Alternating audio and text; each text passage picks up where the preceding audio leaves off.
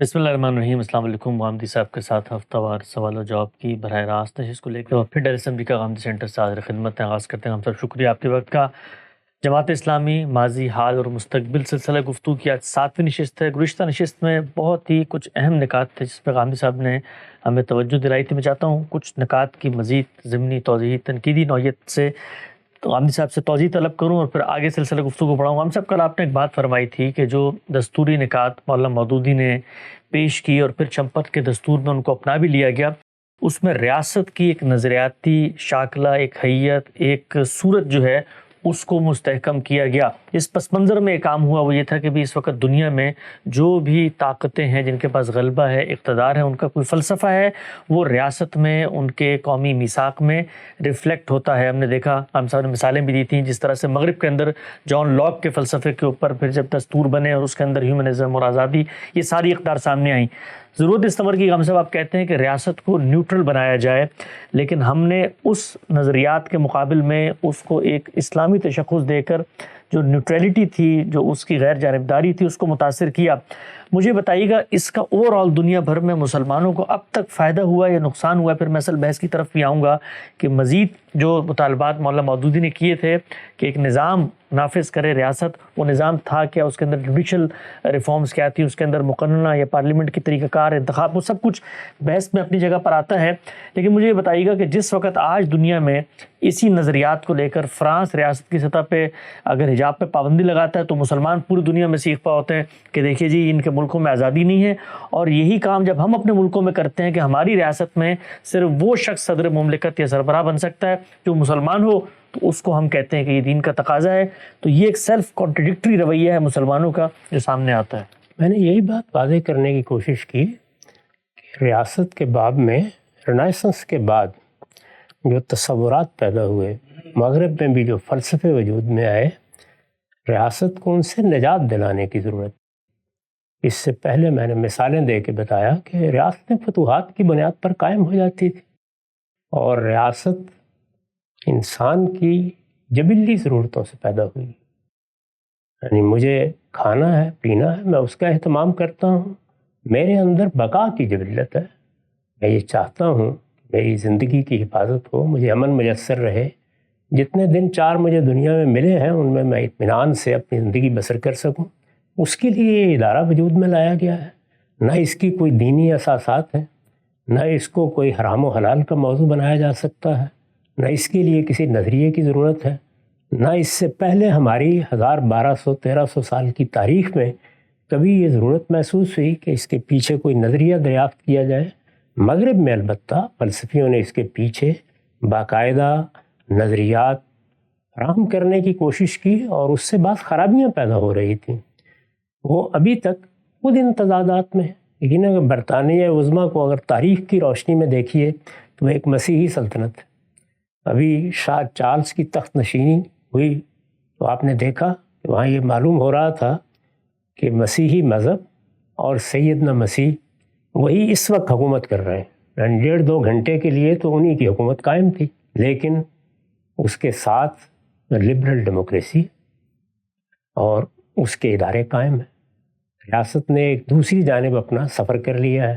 ان کے یہاں اس سے کوئی تضادات بھی واقع نہیں ہوتے، اس لیے کہ مسیحی مذہب میں کوئی شریعت نہیں ہے، کوئی قانون نہیں ہے، وہاں زیادہ سے زیادہ ایک عقیدے کا اظہار ہے، فرد بھی ایک عقیدے کا اظہار کرتا ہے، اور ریاست بھی اگر چند مراسم ادا کر دے تو مذہب کے تقاضے پورے ہو جاتے ہیں۔ لیکن ہمارے ہاں معاملے کی نوعیت یہ نہیں تھی، ہمارے لیے یہ ایک سنجیدہ مسئلہ تھا، تو اس لیے میں نے تجزیہ کر کے آپ کو بتایا ہے کہ نہ دین کے ذخائر میں کوئی چیز موجود تھی، وہ بھی کھینچ تان کر نکالی گئی۔ جو خلافت کی اصطلاح ہمارے ہاں قرآن سے برآمد کی گئی، میں اس پہ تفصیلی گفتگو کر کے بتا چکا ہوں کہ یہ سرے سے کوئی اصطلاح ہی نہیں۔ یہ اصطلاح کیسے وجود میں آئی اس کی پوری تاریخ سنائی جا چکی ہے۔ یہ مذہبی اصطلاح نہیں ہے، مسلمانوں کے ہاں جو عمرانی اصول بعد میں پیدا ہوئے ان کی ایک اصطلاح ہے۔ میں یہ عرض کر چکا ہوں کہ قرآن مجید میں یہ لفظ عربی زبان کے ایک عام لفظ کی حیثیت سے استعمال ہوا ہے۔ تو اس طرح کی جتنی چیزیں بھی فلسفے کی سطح پر بیان کی گئی ہیں، وہ خواہ استاد امام امین حسن اصلاحی نے بیان کی ہوں یا مولانا سید ابوالفضل صاحب مودودی نے بیان کی ہوں، یہ حقیقت ہے یہ بالکل بے بنیاد ہے۔ اسی طرح کا معاملہ ان چیزوں کا ہے جن کو دستوری لحاظ سے بڑی اہمیت دے کر بیان کیا گیا۔ اس میں دیکھیے کہ بعض ایسی آیات سے استشہاد کیا گیا تاکہ سوورینٹی کے مسئلے میں مغربی فلسفیوں نے جو مقدمہ قائم کر دیا اس کی جگہ ہم اپنی بات لا سکیں۔ اللہ تعالیٰ کی حاکمیت اس پوری کائنات پر قائم ہے۔ میں جب مسلمان ہوتا ہوں تو تینوں چیزوں کی شہادت دیتا ہوں، وہ الہ الناس ہے، وہ رب الناس ہے، وہ ملک الناس ہے، یہی کہتا ہوں نا۔ سورہ ناس میں کیا پڑھتے ہیں؟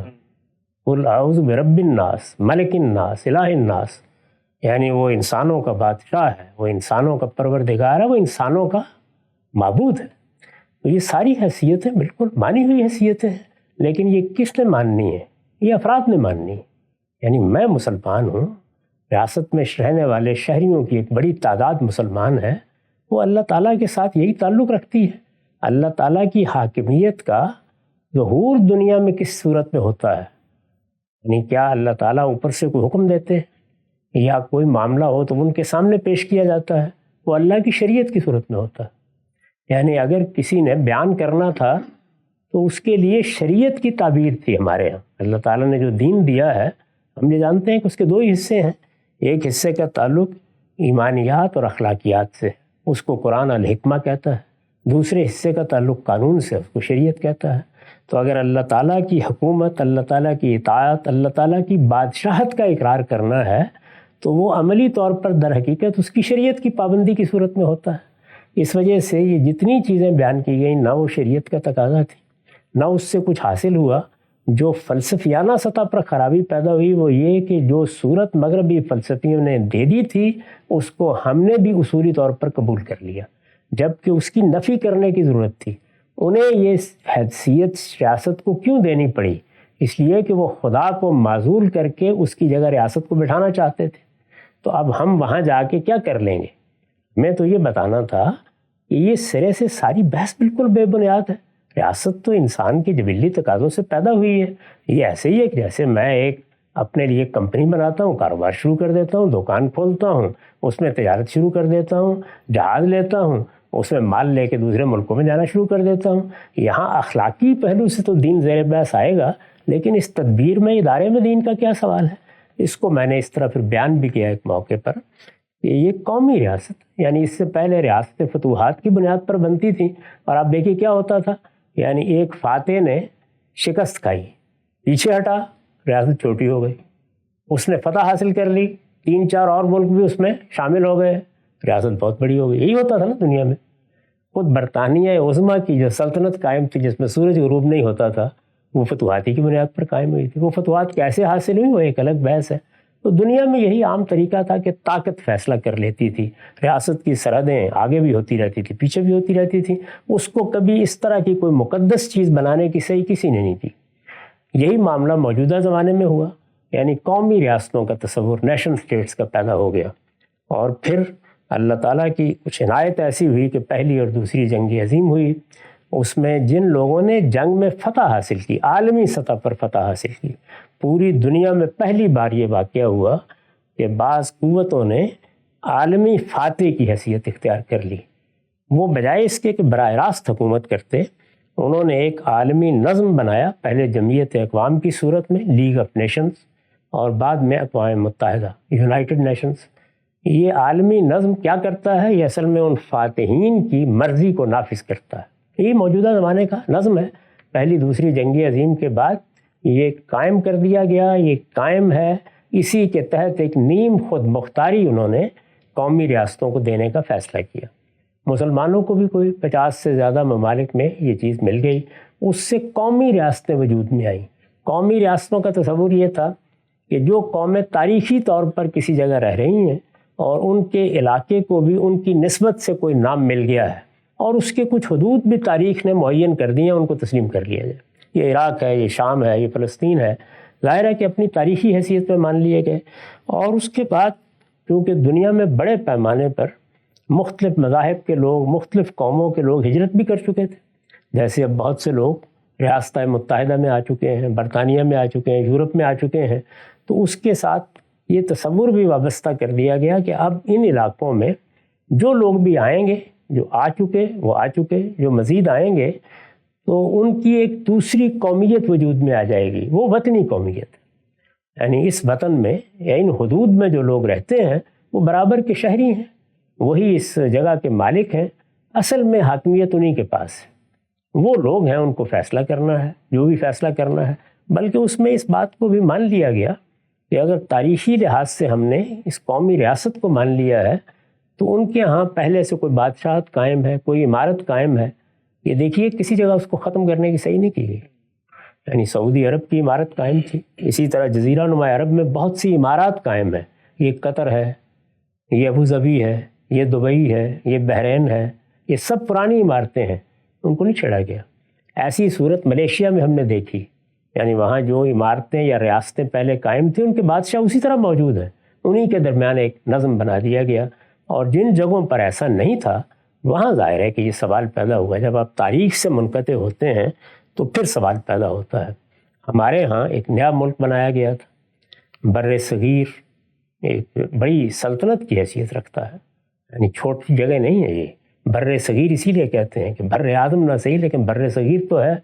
اس میں جب ایک حصے کو الگ آپ نے کر دیا اور آپ نے قومی ریاست بنائی، قومی ریاست ہے، یعنی قومیت کی بنیاد کوئی بھی چیز ہو سکتی ہے، نسل ہو سکتی ہے، زبان ہو سکتی ہے، مذہب بھی ہو سکتا ہے۔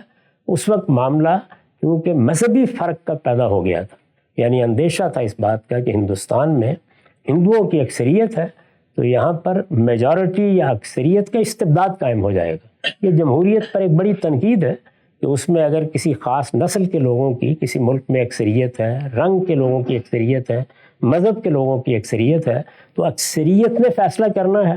عام حالات میں تو یہ ہوتا ہے نا کہ اکثریت بدلتی رہتی ہے، یعنی اس دفعہ ان لوگوں نے فیصلہ کر لیا، اگلی دفعہ کچھ اور لوگوں نے فیصلہ کر لیا، تو جب مذہبی یا نسلی نوعیت کا اشتراک پیدا ہو جائے تو پھر استبداد پیدا ہو جاتا ہے، یعنی وہ پھر اپنے مذہب کی برتری کو سامنے رکھ کے فیصلے کرتے چلے جائیں گے۔ یہ وہ مسئلہ تھا جو جمہوریت نے مسلمانوں کے لیے وہاں پیدا کیا، چنانچہ اسی کی کوکھ سے یا اسی کے بطن سے قائد اعظم محمد علی جناح کے 14 نکات پیدا ہوئے۔ اس پر اگر اتفاق ہو جاتا تو معاملہ ختم ہو گیا تھا، وہ نہیں ہو سکا تو پھر اس کا حل یہ تلاش کیا گیا کہ یہ دو الگ الگ ملک بن جائیں۔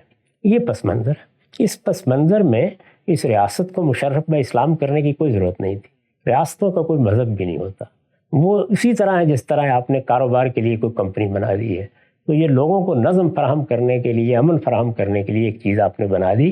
جس چیز کو دیکھنا تھا وہ یہ تھا کہ ہم یہاں وہ نظم کیا قائم کر رہے ہیں، کیا چیز وجود میں لا رہے ہیں، بادشاہت قائم کرنے جا رہے ہیں، جمہوریت قائم کرنے جا رہے ہیں، کسی فرد واحد کی بات یہاں قانون ہوگی، قائد اعظم جو فرمایا کریں گے بس اسی پر سر تسلیم خم ہوگا، یا کسی قانون کو یہاں حکمرانی کی حیثیت حاصل ہوگی۔ جو بڑے مسائل تھے وہ ان سے بالکل مختلف تھے۔ اسی طرح یہ کہ ان میں قومیتیں آ رہی ہیں مختلف، قومیتوں کے لیے حق خود ارادی موجود ہوگا یا نہیں ہوگا، وہ اگر الگ ہونا چاہیں تو اس کے کیا قواعد و ضابط ہوں گے۔ یہ چیز ہندوستان میں بھی ضروری تھی، بھارت میں بھی، ادھر بھی ضروری تھی، پوری دنیا میں اس کو تسلیم کیا گیا تھا۔ تو اس وجہ سے وہ جو 4 بنیادی اقدار ہیں جو دور حاضر نے پیدا کر دی، ان پر بحث مباحثے کی ضرورت تھی کہ کیا ہم انسان کے بنیادی حقوق کے معاملے میں کوئی مختلف رائے رکھتے ہیں، کیا ہم قانون کی حکمرانی کے بارے میں کوئی الگ دعویہ نظر رکھتے ہیں، کیا جمہوریت کے مقابل میں ہمارا کوئی الگ نظام ہے، اور اسی طرح قوموں کے حق خود ارادی کو ہم مانتے ہیں یا نہیں مانتے۔ تو بنیادی مباحث زیر بحث ہی نہیں آئے۔ آپ دیکھیے اس مطالبے میں بھی اس طرح کی چیزیں موضوع بحث نہیں بنی، اس کے بجائے بس یہ ہے کہ بچے کا نام کیا رکھنا ہے، یہ چیزیں بڑی اہمیت اختیار کر گئیں۔ میں نے عرض کیا تھا کہ اس کا کوئی فائدہ نہیں ہوا، کچھ حاصل نہیں ہوا، بلکہ ایک بڑی فلسفیانہ غلطی بھی ہو گئی، اور اس کے نتیجے میں خود اس ملک میں رہنے والوں کو بھی یہ پیغام ملا، اس میں مسیحی بھی تھے، اس میں بدھ بھی تھے، اس میں ہندوؤں کی بڑی تعداد تھی، خاص طور پر مشرقی پاکستان میں، کہ یہ شاید اب ہمارا ملک نہیں ہے۔ قومی ریاست جن اصولوں پر بنتی ہے یا نیشن سٹیٹ، ان کے بارے میں بھی بہت سا ابہام اور خلجان اس کے نتیجے میں پیدا ہو گیا۔ ان میں سے کسی چیز کی ضرورت نہیں تھی۔ میں نے یہ عرض کیا تھا کہ جو چیز دیکھنے چاہیے تھی وہ یہ تھی کہ اب اس میں نظم کیا وجود میں آئے گا۔ وہاں مولانا سید ابوالفضل صاحب مودودی کو جس عجز کا سامنا کرنا پڑا وہ یہ تھا کہ جب آپ اصول بیان کرتے ہیں، اصول تو انہوں نے بیان کیے، ان کی کتاب اسلامی ریاست میں دیکھیے آپ، اصول بیان کر دیے انہوں نے۔ ان اصولوں میں سے کس کو میں تسلیم کرتا ہوں کس کو نہیں کرتا ہوں ایک الگ بحث ہے، اسی طرح اگر آپ خلافت و ملوکیت کو دیکھیں تو اس میں پہلا حصہ اصولوں کی وضاحت پر ہے، اور وہ بہت اچھا لکھا ہے انہوں نے. تو اصول بیان کر دیے، ان اصولوں پر ایک نظم وجود میں آنا ہے. جو لوگ سامنے بیٹھے ہوئے ہیں وہ افلاطون کی کسی درسگاہ میں نہیں بیٹھے ہوئے کہ اب ان کو اصول سمجھائے جائیں گے، اس سے پھر کوئی چیز بنے گی، پھر وہ تجربات سے گزرے گی، پھر اس کے بعد لا کر اس کو نافذ کیا جائے. کل فیصلے کرنے ہیں. وہ تو وجود میں آ چکا ہے نا، جو کچھ آ چکا ہے. اور وجود میں اس طرح نہیں آیا ہے کہ کہیں خلا میں ہے، بلکہ اس سے پہلے برطانیہ عظمیٰ ایک نظم بنا کر اس کی ایک میراث دے کر گیا ہے.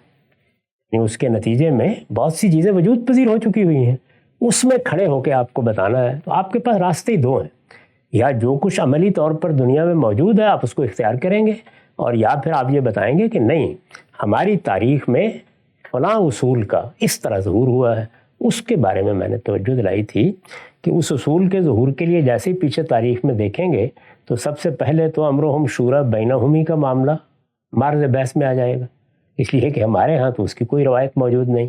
تو آپ ذرا ریاست کے ان اداروں میں دیکھیے، یعنی وہ ہے کیا؟ وہ مقننہ ہے، وہ انتظامیہ ہے، وہ عدلیہ ہے. یہی تین ارکان ہیں. ان ستونوں پر یہ کثر تعمیر ہوتا ہے. مقننہ کے بارے میں ہمارے ہاں کیا روایت ہے؟ دارالعوام تو بہت دور کی بات ہے، کوئی دارالامراء بھی کہیں ملتا ہے. بادشاہ کی ایک مجلس شورا ہو. بادشاہ، وہ مجلس شورا بھی اس طرح نہیں ہوتی تھی جس طرح کہ پارلیمان وجود میں آتی ہے. تو بادشاہت کی ایک تاریخ تھی. یا تو کھڑے ہو کے کہیے کہ نہیں، پارلیمان کے آنے کا سوال ہی نہیں ہے، بادشاہت آئے گی. اس زمانے میں اس کا موقع تھا، یعنی قائد اعظم کے بارے میں یہی فیصلہ کر لیا جاتا. ہمارے یہاں کچھ 17 کے قریب ریاستیں موجود تھیں، ان میں خاص طور پر بہاولپور کی ریاست کا تو بہت ہی کردار تھا. تو عباسی خاندان کے بارے میں فیصلہ کر لیتے کہ چلیے ان کی بادشاہت قائم کر دی جائے، تب بھی کوئی بات تھی.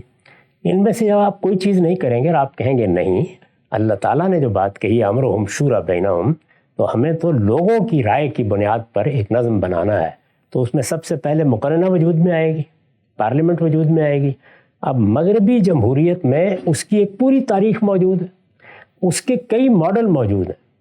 آپ ہماری یہاں کی ریاستہائے متحدہ کی کانگریس کو دیکھ نظام ہے، پارلیمانی نظام. اسی طرح سے برطانیہ عظمیٰ کو دیکھ لیجیے، اس میں پارلیمانی نظام ہے، اس میں متناسب نمائندگی کے نظام ہے. یورپ میں اس کا ظہور کچھ اور صورتوں میں ہوا ہے، یہاں ریاستہائے متحدہ میں اور صورتوں میں اس کے 10 ماڈل موجود ہیں. تو وہ تو ایک بنی بنائی چیز ہے نا، آپ اس کو لے لیں گے. اور مقننہ کے بارے میں جب آپ کی روایت میں کچھ نہیں ہے تو آپ کچھ بھی نہیں کہہ سکتے. اب آپ اصول بیان کرتے رہیے اور ان اصولوں کے بارے میں اس مقننہ کو درس دیتے رہیے، اس سے آگے آپ کچھ نہیں کر سکتے. یہی صورتحال انتظامیہ کی ہے. انتظامیہ بالکل جدید خطوط پر استوار ہو چکی، یہاں تک کہ ترکی میں بھی اس کو اختیار کر لیا گیا تھا. ہمارے ہاں پہلے کوئی انتظامیہ کی خصوصی روایت تھی ایسا نہیں ہے. دنیا میں جس طرح مختلف حکومتوں میں، بلکہ اگر اجازت دیں تو عرض کروں کہ جب خلفائے راشدین نے اپنا نظم قائم کیا ہے اور باہر نکلے ہیں تو بتدریج جو انتظامیہ قبول کی گئی وہ رومیوں کی انتظامیہ تھی. یہاں تک کہ ایک لمبے عرصہ تک ہمارے ہاں ہمارے دفاتر بھی ہماری زبان میں نہیں تھے، رومی زبان میں تھے. عبد الملک بن مروان نے پہلی مرتبہ اس کو عربی میں منتقل کیا ہے. وہاں بھی کیا ہوا تھا؟ دنیا میں جو کچھ موجود ہے اس سے ہی پتہ کریں گے نا. آپ نئی دنیا نہیں بنا سکتے.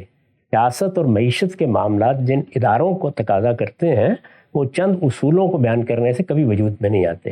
عملی زندگی میں کیا ہے؟ تو مقننہ اور انتظامیہ میں تو ہم کچھ کہنے کی پوزیشن ہی میں نہیں تھے. میرے نزدیک جو اصل معاملہ تھا وہ عدلیہ کا تھا، اور یہیں مولانا سید اللہ صاحب مودودی سے ایک بڑی غلطی ہوئی.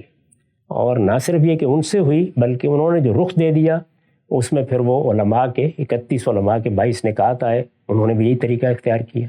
انہی میں سے بعض نکات کو اٹھا کر مطالبے کی صورت دی گئی اور وہ دستور میں آ گئے تو اس پر ہم نے خوشی کے شادیانے بجا لیے.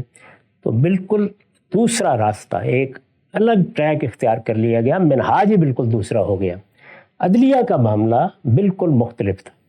یعنی مغرب میں ہمیں معلوم ہے کہ رومن لا یا کامن لا ایک بڑی تاریخ ہے، اس کے تحت ایک عدالتی نظام وجود میں آیا ہے. وہ عدالتی نظام برطانیہ عظمیٰ نے ہندوستان میں بھی بڑی حد تک قائم کر دیا تھا، دنیا میں بھی موجود تھا، لیکن اس میں ہم تہی دامن نہیں تھے. یعنی یہ واحد چیز تھی کہ جس میں ایک بڑا اس کے مقابل میں پیرالل متوازی عدالتی نظام، عدالتی فکر اور ایک پورا قانون، پوری تاریخ کے ساتھ ایک قانون خود ہمارے پاس موجود. 1000 سالہ تاریخ، 1200 سال کی تاریخ. یعنی اس کی ابتدا خلفائے راشدین سے ہوئی. پھر سب سے بڑی بات یہ تھی کہ اس قانون میں یعنی اس قانون کی پوری تاریخ کو اگر آپ سامنے رکھیں، اس کے ہاں جو بعد میں مختلف مدارس فکر بنے ہیں جیسے حنفی، شافعی، مالکی، حنبلی یا اور بھی، ان سب کو سامنے رکھیں، سب میں ایک چیز طے ہے، بالکل مشترک ہے، اور وہ یہ کہ اس میں شریعت کی حاکمیت کو مان کر قانون سازی کی گئی ہے۔ شریعت سپریم لا کی حیثیت رکھتی ہے، تو ہمارے پاس تو اللہ تعالیٰ کی طرف سے دی ہوئی چیز ہی شریعت تھی۔ شریعت کو سامنے رکھ کے خلفائے راشدین نے فیصلے کیے۔ خلفائے راشدین کے بعد پھر آہستہ آہستہ بنو امیہ کے زمانے میں اس کو ایک باقاعدہ صورت ملنا شروع ہوئی، یہاں تک کہ پہلی صدی کے خاتمے پر آپ کے ہاں وہ بڑے فقہا پیدا ہو گئے جنہوں نے ایک عظیم نظام فقہ کو وجود بخشا ہے۔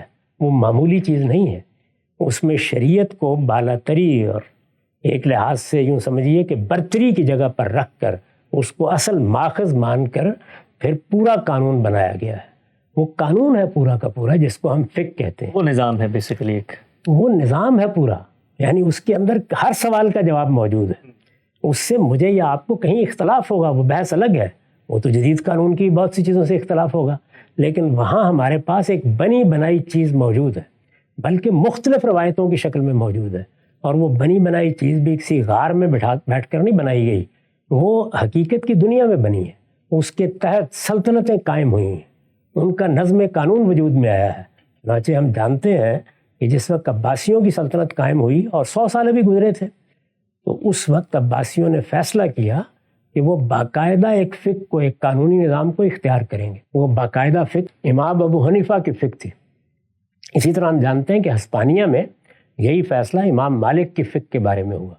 ہمیں معلوم ہے کہ مشرق بعید کے ملکوں میں یہی فیصلہ امام شافعی کی فقہ کے بارے میں ہوا۔ وہ قانونی نظام ہے باقاعدہ۔ ہمارے ہاں عام لوگ ان کو دیکھتے ہیں بالکل دوسرے زاویے سے، شخصی معاملات میں نماز کیسے پڑھنی ہے، رفع دین کرنا ہے نہیں کرنا، پورا نظام فکر ہے، اس نظام فکر کی اساسات ہیں، اس کا فلسفہ ہے، اس کے اصول ہیں، ان اصولوں کی بنیاد پر جتنے ابواب پیدا ہوتے ہیں زندگی کے، ان کے بارے میں قانون سازی ہے۔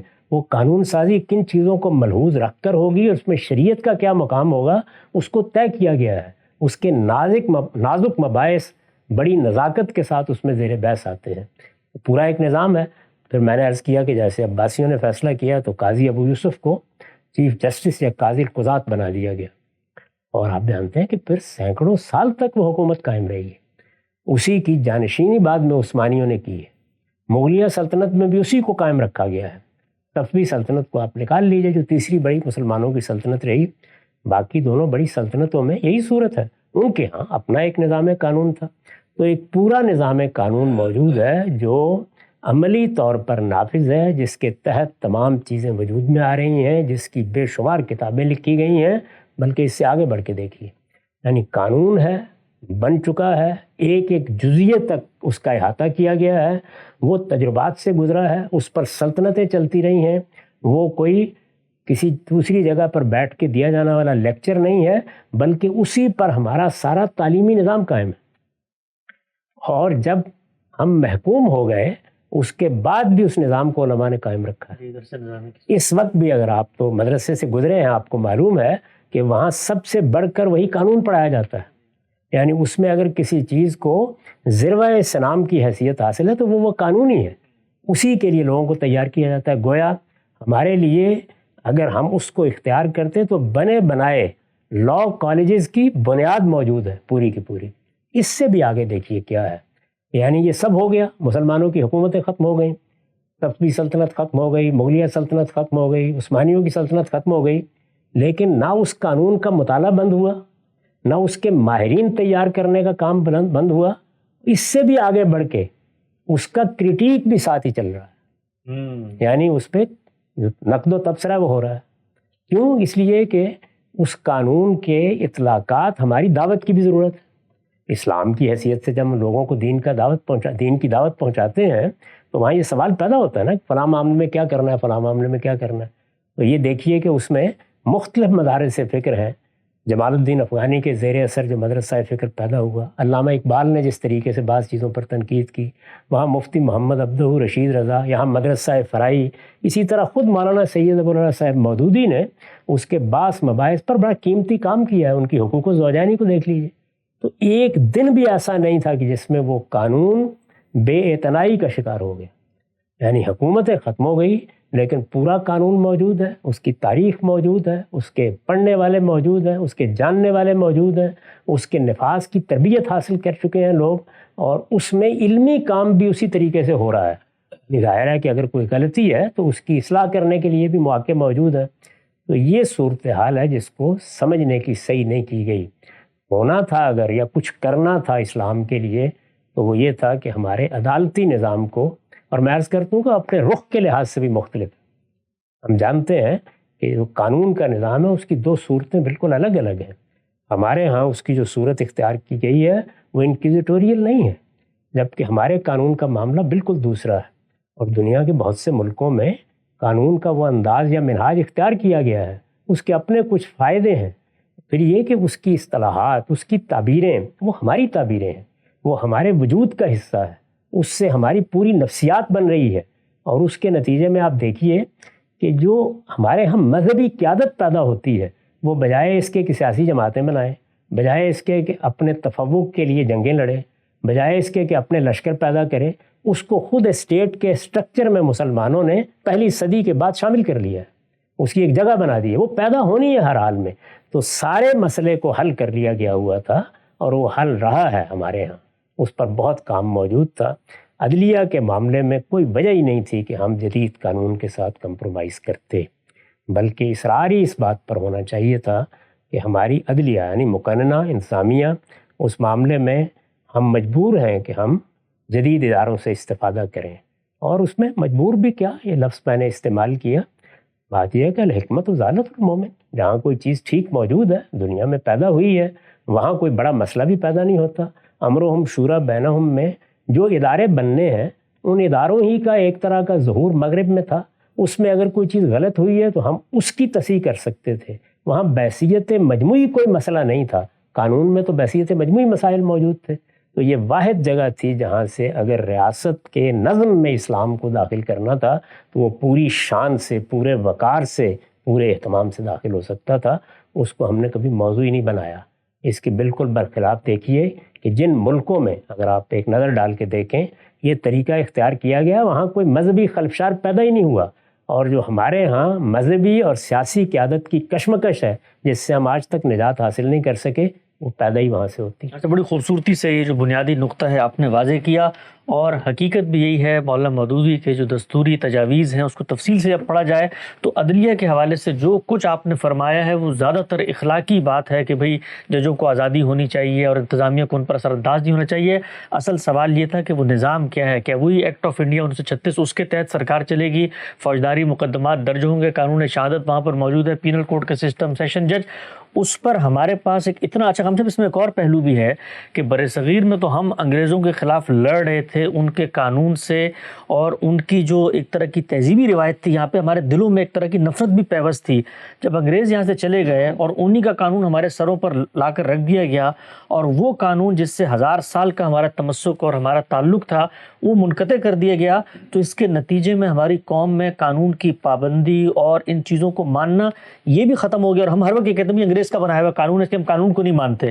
تو اگر وہی فقہ کا قانون ہوتا تو ہم اس تہذیبی جو رپچر تھا اس کا بھی خاتمہ کرتے اور ہمارے دل میں قانون کا احترام شریعت کے پس منظر میں جنم لیتا. پوری تہذیب بدل جاتی، تہذیب کا انقطاع ختم ہو جاتا. یعنی جو کچھ پچھلے 150-200 سال میں آ کر استعماری طاقتوں نے کیا تھا اس کے اثرات چشم زدن میں دھل جاتے بالکل. جی ہم اپنی جگہ پر کھڑے ہو کے اپنی تہذیب میں، اپنی روایت میں، اپنے علم میں، اپنے پس منظر میں اور اپنی پیدا کردہ قیادت میں زندگی کی ابتدا کرتے. اس میں خامیاں تھیں، خرابیاں تھیں. میں نے عرض کیا کہ اس عرصے کے دوران میں اس کی خامیوں اور خرابیوں پر تنقید کا کام بند نہیں ہوا. یعنی مجھے حکومت مل گئی ہے، میں نے اپنی ساری زندگی اس پر کام کیا ہے، ایک ایک چیز کو بتایا ہے کہ اس میں دیکھیے فلاں چیز میں یہ خامی ہے، فلاں چیز میں یہ غلطی ہے. یہ کام ہم اسلامی دعوت کے پیش نظر کر رہے ہیں. ہمارے مدارس یہی کام اپنے طریقے پر کر رہے ہیں. دنیا بھر میں اس وقت بھی دیکھیے آپ کہ کتنی فقہ اکیڈمیاں موجود ہیں. مکے کی موجود ہے، بھارت کی موجود ہے، UK فقہ کونسل موجود ہے، ہر جگہ موجود ہے. یعنی وہ کام ہو رہا ہے. اور انگریز بھی جب آئے تو انہوں نے آ کے یہاں تک شخصی قانون ہے اس میں محمدن لا کا نفاذ کیا. وہ پتہ تو اب بھی وہ FD ملا کی کتاب ہے جو ہمارے لا کالجوں میں پڑھائی جاتی ہے، اس کا پورا اسٹرکچر موجود تھا، لیکن اس کو ہم نے موضوع نہیں بنایا اور اس طرح کی چیزیں جو بالکل کاسمیٹک نوعیت رکھتی تھیں، نہ صرف یہ کہ ان کو اپنا اصل مسئلہ بنا لیا، اور اس کا ایک دیکھیے بہت برا نتیجہ کیا نکلا، وہ یہ ہے کہ اس قانونی نظام میں پھر ہم نے اپنے جو جذباتی تسکین کے لیے بعض قوانین داخل کرنا تھے ان کو داخل کرنے کی ابتدا کی، اس کے لیے تحریکیں چلیں، یہ ہوا جو قوانین بنے ہیں وہ بتا رہے ہیں کہ ہم کیا کر بیٹھے۔ اچھا ہم ہماری فقہ کو اگر سامنے رکھ کر توہین کا قانونی بنایا جاتا تو آپ جانتے ہیں کیا وہ ہوتا جو اس وقت بنا ہوا ہے۔ بالکل واضح، بالکل واضح۔ تو آگے بڑھاتا ہوں اور بالکل خلاصے کی طرف بات کو لے کے چلتے ہیں۔ اچھا ہم یہ جو آپ نے بات فرمائی ہے بھی کہ ہمارے ہاں اس قانون کو نہیں اپنایا گیا، اور ایک وہ قانون جو کہ ہماری تہذیبی روایت سے ہم آہنگ نہیں تھا، وہ آگے ہم نے اس کے باوصف یہ دیکھا کہ ہمارے ملک کے اندر ایک پیرلل قانونی اسٹرکچر اسی فقہ کا موجود ہے، دارالافتاء موجود ہیں، اور ہر آدمی یہی سوال کرتا ہے کہ شریعت کے لحاظ سے طلاق ہو گئی ہے یا ملکی قانون کے لحاظ سے ہو گئی ہے۔ شریعت کے لحاظ سے یہ کام، وہاں پر وہ پورا کا پورا سسٹم، مسلمان اپنی تہذیب میں اتنے جڑے ہوئے ہیں کہ ریاست کے قانون کو اوور سائٹ کر کے وہ ابھی بھی مولوی کے فتوے پہ عمل کر رہے ہوتے ہیں۔ یہ ترتیب الٹتی گئی نا، یعنی ظاہر ہے کہ وہ سب کچھ موجود ہے، وہ ہمارے دین سے پیدا ہوا ہے، دین کی روایت سے پیدا ہوا ہے، مسلمانوں کی روایت سے پیدا ہوا ہے، ہماری تہذیب سے پیدا ہوا ہے، وہ سب کچھ موجود ہے اپنی جگہ۔ آپ نے وہ ترتیب الٹ دی، یعنی اب ترتیب کیا ہے کہ ہم نے جدید قانون کو یا رومن لا کو یا کامن لا کو یا اس کی جو روایت مغرب میں بنی اس کو بینی اختیار کر لیا، اس میں ہم پابند لگاتے ہیں، جبکہ الٹ تھا۔ یعنی ہمیں اپنی روایت میں کھڑے ہو کر اپنے قانون کا نفاذ کر کے اس کے تحت ادارے بنانے تھے، وہ بن گئے، ہماری عدلیہ نے کام کرنا شروع کر دیا۔ اب ہمیں یہ دیکھنا تھا کہ اس میں کیا اصلاح کرنی ہے، تو میں نے عرض کیا کہ اس کی اصلاح کا کام بھی انفرادی سطح پر جلیل القدر اہل علم کر رہے تھے۔ علامہ اقبال کے چوتھے خطبے کو آپ پڑھیے ریکنسٹرکشن میں، کس موضوع پر ہے؟ اسی موضوع پر۔ یہ سارے مباحث انہوں نے چھیڑ دیے تھے، یہ سب کچھ موجود تھا، اس سے ہم ابتدا کرتے، اس کے بعد پارلیمنٹ وجود میں آ گئی تھی، جہاں غلطی ہوتی اس کی اصلاح کرتے چلے جاتے۔ تو یہ غلطیاں ہم نے بعد میں کی ہیں، جو کشمکش پیدا کر لی ہے، جس طرح مذہبی اور سیاسی قیادت کے مابین ایک جنگ جاری ہے، جس طرح خود علماء نکل کے پھر سیاسی جماعتیں بنانے کے لیے مجبور ہوئے ہیں، خود مولانا سید ابواللہ صاحب مودودی کو بھی اسی خاردار میں قدم رکھنا پڑا ہے۔ ان میں سے کسی چیز کی ضرورت ہی نہیں تھی۔